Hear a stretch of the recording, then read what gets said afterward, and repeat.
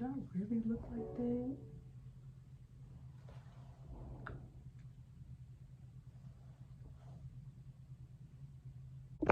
Hi, I'm a student at Georgia Southern University. My name is Faye Ave, and I did my roommate's hair.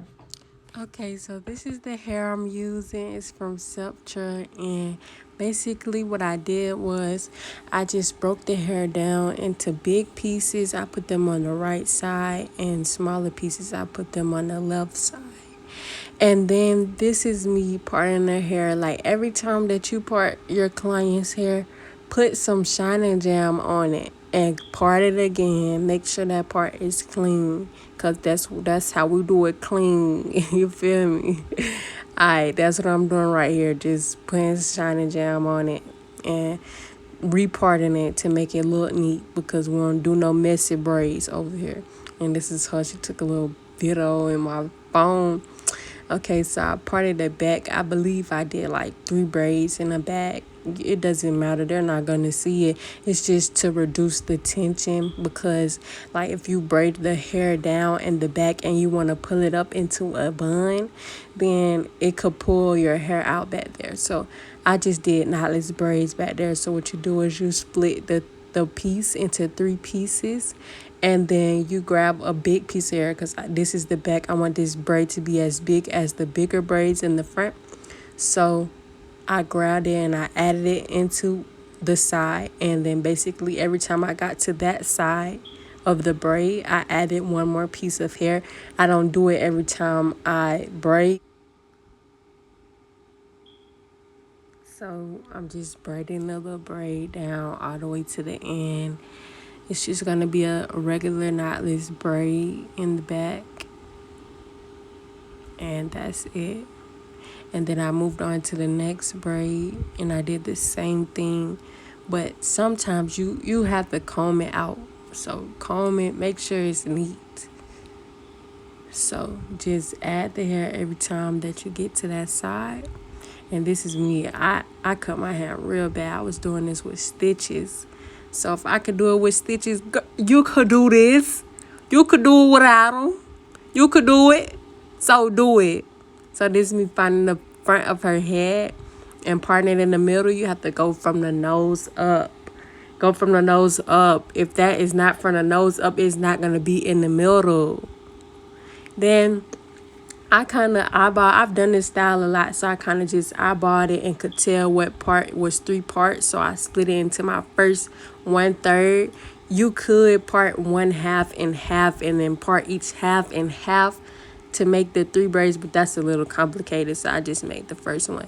So what I did was I split the front into where I was going to start the braid, and in the back I split it in half and put gel in the part. Every time that you part your hair apart, put shining jam on it.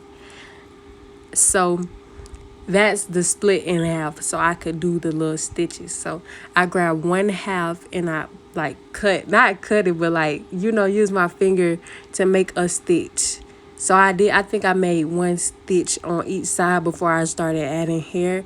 You really don't even have to add hair in the beginning, but I like it to look good. So that's why I started adding hair after each stitch. But I did the stitches first before I added hair. So I grabbed a smaller piece of hair because we're in the front of the braid, and I started braiding. But what you do is you braid it with one side of the hair, leave the other side out. So when you come back to that side of the braid, you can pick that piece of hair up. So you'll have 2 strands with weave and then 1 without. So then that's when you add the next piece of hair, when you get to the one without the weave, if that makes sense. It's real complicated. Well, it's not really complicated. I just have a different way of thinking about it. So yeah, this is me adding the hair throughout the braid. Just put one side in, leave the other side out. And if I can do this with stitches, you can do it, sis. Get it done. Make that money. Get that moolah. You feel me?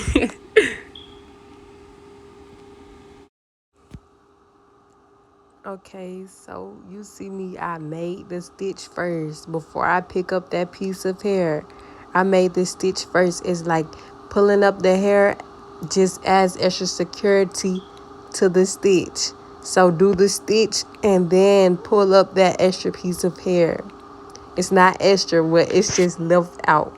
Look, when you add, you can add it on either side. I just like adding it on the other side because of my stitches. I couldn't really move my hand like that. So I was adding it on both sides. It's not just one side that you have to add it to. But yeah, that was me just being funny. So then for the last piece, I just split that in half and made my other braid. And you see me making my other braid. So I was just using my middle finger to braid as I went down the piece that I split in half. So I was just using either my fingers, really just my middle finger, to make the stitches. And as I started each braid, I added hair. And that's really it. Just stitch with your middle finger.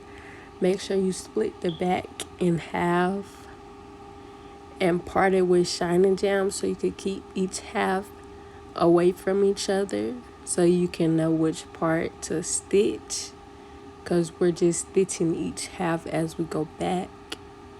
And you add the little hair after you make the stitch. Don't try to add it before you made the stitch. Excuse me pulling up my shirt, but just braid. Like it's not that complicated. If I could do it, you could do it. We all could do it. Let's do it. Hop to it. What you waiting on? Get the braiding. So I'm just stitching it, and then I pull the other half of the extension up. I don't add both of the pieces at once to try to braid it back. It makes it lumpy, and some people just don't know how to do it. And I don't know how to add both of the pieces. You don't have to do that. You don't. And this makes it look more seamless, and you'll know which piece you're adding hair to. And it's easier to make the stitches like that.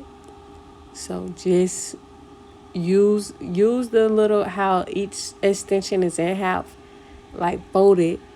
Use one side of it, and then when you get back to that side of the braid, lift up that piece, the other half of the piece. Like I I'm bad at explaining stuff, but I'm trying my best.